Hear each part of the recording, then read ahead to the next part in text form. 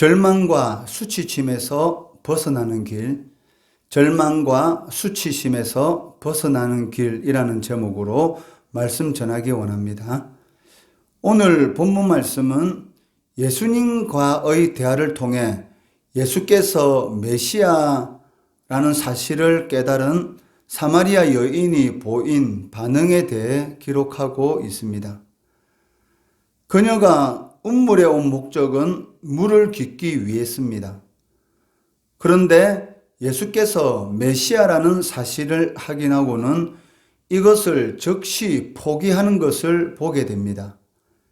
28절에 보시면 여자가 물동이를 버려두고 동네로 들어가서 사람들에게 이르되라고 기록하고 있습니다. 이처럼 진정으로 예수가 그리스도이심을 발견한 사람들은 자신의 세상적인 욕구를 충족시키려는 그러한 생각들을 즉시 버리게 된다는 것이죠. 이는 세상을 살아가는 우선순위가 바뀌었다라는 것을 보여주는 것입니다. 즉, 무엇보다도 하나님의 나라를 먼저 구하게 되었다라는 것을 말씀하고 있습니다. 누가복음 19장에 보시면 삭개오라는 사람이 나오는데 이 사람도 마찬가지였습니다. 삭개오는 어떤 사람이었습니까? 누가복음 19장 2절에 보시면 삭개오라 이름하는 자가 있으니 세리장이요 또한 부자라라고 기록하고 있습니다. 당시 여리고에는 세금을 거두는 관리들이 로마로부터 파견되어서 늘 머물러 있었습니다. 그리고 그 세관원들은 요단강 동편 지역에서 유대 땅으로 들어오는 물품에 대하여 통관세를 받는 일을 하고 있었습니다. 이런 일을 하는 자들의 우두머리가 바로 삭개오였다는 것입니다.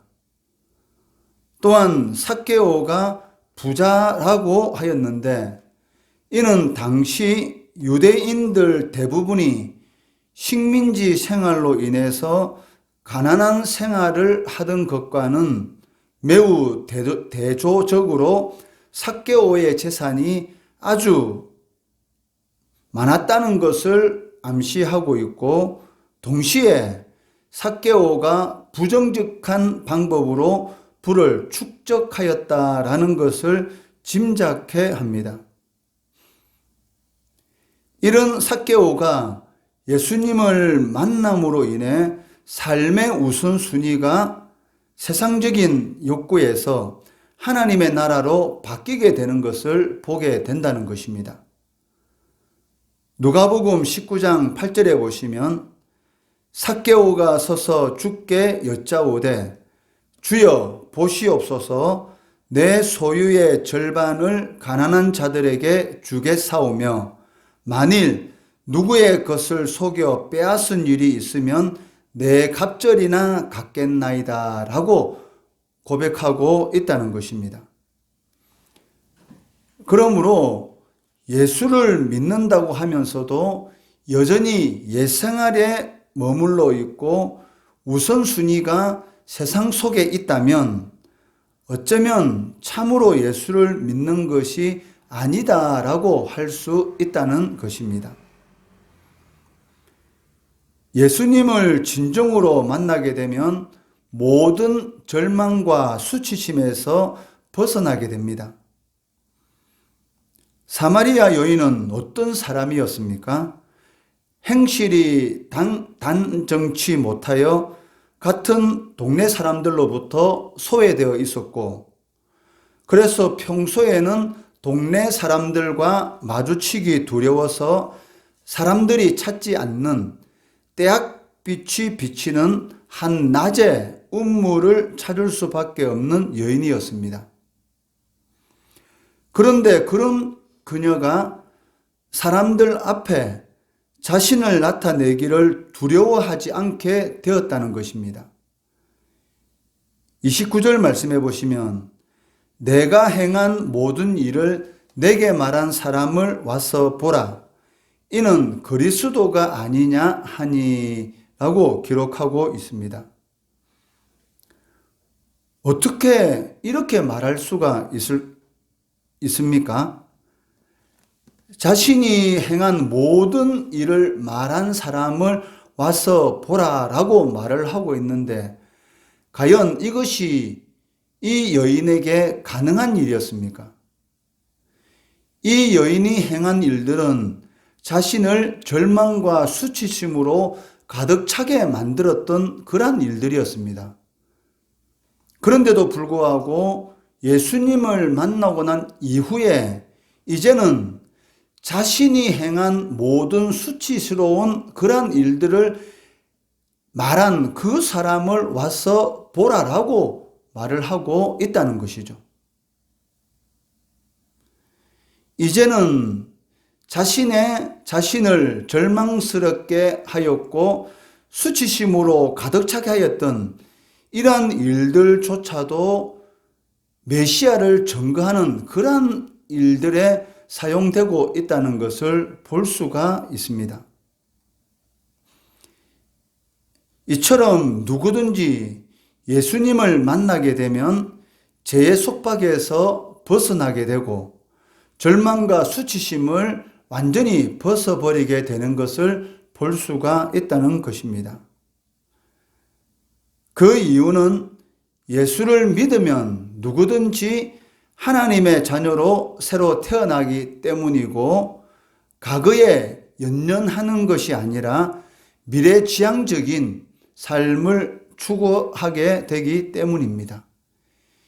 이전 것은 지나갔으니 보라 새 것이 되었도다라고 말씀하시는 것처럼 옛사람에 매이는 것이 아니라 새 사람을 입은 그러한 사람다운 생각을 지니게 된다는 것입니다. 시편 34장 5절에 보시면 그들이 주를 앙망하고 광채를 내었으니 그들의 얼굴은 부끄럽지 아니하리로다라고 다윗은 고백하고 있습니다. 이 시편 34장의 제목은 다윗이 아비멜렉 앞에서 미친 채 하다가 쫓겨나서 지은 시라고 기록되어 있습니다. 다윗은 사울 왕으로부터 목숨이 위협받는 그런 상황 가운데서 블레셋 땅 가드란 곳으로 피신하게 됩니다. 그런데 다윗을 본 이 가드 왕 아기스의 신하들이 무엇이라고 말을 합니까? 이 사람은 그 땅의 왕이지 않습니까? 사울은 천천히요, 다윗은 만만이라라고 한 그 사람입니다라고 아기스 왕에게 신하들이 고하였고 그 소리를 들은 아기스 왕의 마음이 불편해지는 것을 다윗이 알아차리고 자신의 이 목숨이 위기에 처했다라는 것을 알고 그 왕 앞에서 침을 질질 흘리며 미친 채 하다가 지은 시가 바로 이 시편 34장이라는 것이죠. 그런데 5절 말씀에서 무엇이라고 고백하고 있습니까? 그들의 얼굴은 부끄럽지 아니하리로다. 즉 주님을 진정으로 만난 사람에게서 나타나는 그러한 공통적인 모습은 바로 절망과 수치심에서 자유함을 얻게 되는, 해방감을 누리게 되는 그러한 역사가 일어나게 된다는 것이죠.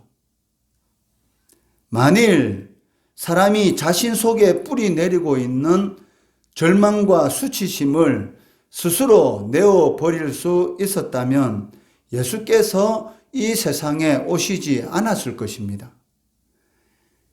이러한 절망과 수치심은 이 세상의 어떤 종교나 제도로도 해결이 안 된다는 것입니다.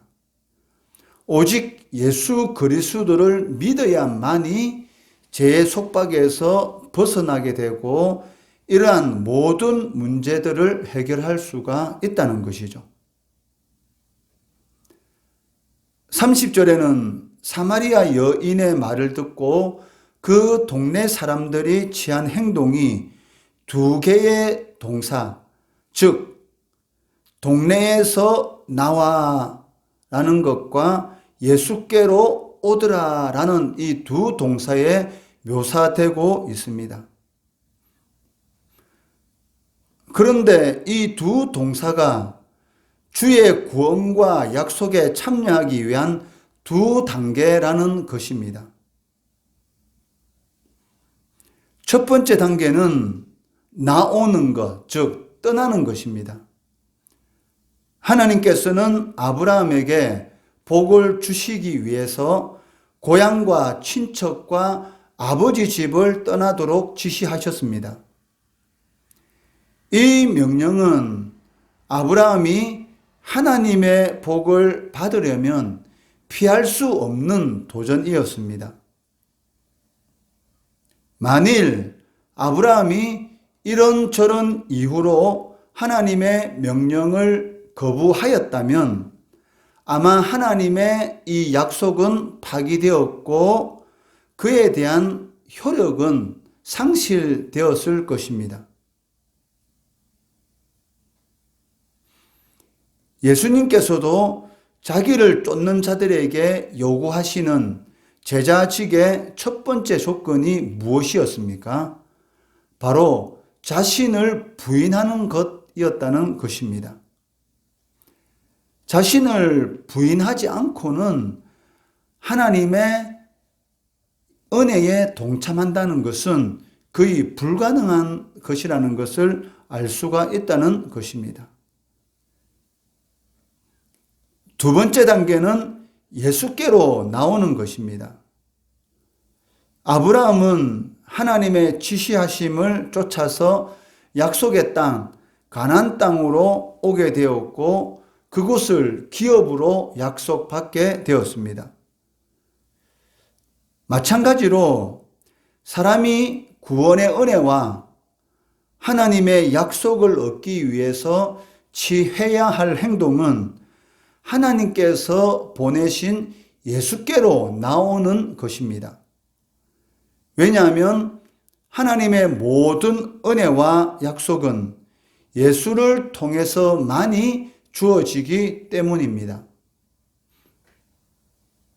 그렇기 때문에 예수께 오기를 거부하는 자들은 이것들로부터 제외될 수밖에 없다는 것입니다. 평소에는 사람들이 거들떠 보지도 않고 도리어 벌레 취급하던 한 여인의 변화가 그 동네 전체에 얼마나 큰 영향을 주게 되는지를 오늘 본문 말씀을 통해서 우리는 보게 되는 것이죠. 이처럼 예수를 진정으로 만나면 생각지도 못했던 큰 영향력을 나타내게 된다는 것입니다. 절망과 수치심에서 벗어나게 될 뿐만이 아니라 많은 사람들에게 좋은 영향력을 미치게 된다는 것이죠. 어쩌면 오늘이야말로 성도들이 사회의 영향력을 나타내어야 할 때가 아닌가라는 그러한 생각을 한번 해보게 됩니다. 코로나 사태를 통해서 현재 교회가 처한 그 위치가 어느 정도인가를 우리가 정확하게 보게 되었습니다. 이러한 상황 가운데서 교회가 해야 할 일이 무엇이겠습니까? 그것은 인간이 가지고 있는 어떤 수단과 방법들을 동원해서 나타내는 것이 아니라 위로부터 오는 능력을 덧입어서 이 세상에 하나님의 영향력을 보여주어야 한다는 것이죠. 그러기 위해서 가장 먼저 필요한 것이 무엇이겠습니까? 자신을 부인하는 것입니다. 자신의 삶 가운데 우선순위를 바꾸고 세상적인 욕구를 추구하는 것이 아니라 하나님의 나라를 먼저 추구하는 그런 삶을 우리 신자들 한 사람 한 사람이 살아갈 때 당연히 영향력이 나타날 수밖에 없다는 것이죠. 그리고 주님께로 겸손히 나아와야 한다는 것입니다. 우리가 주님 앞에서 얼마나 교만하였던가라는 것을 깨닫고 하나님 앞에 회개하고 겸손한 마음을 나올 때 하나님께서는 우리들을 하나님의 은혜 안으로 불러주시고 그를 통해서 그리스도의 향기를 발할 수 있는 그러한 은혜를 베풀어 주시는 것입니다. 이러한 모습으로 우리가 주님 앞에 나올 때 위로부터 오는 능력이 우리의 삶 가운데 임하게 될 것이고 많은 사람들에게 힘들고 어려워하는 많은 이웃들에게 좋은 영향력을 미치는 그러한 능력 있는 그리스도인의 삶을 살게 된다는 것이죠. 이러한 삶을 살아가시는 성도들 되시기를 주의 이름으로 축원합니다.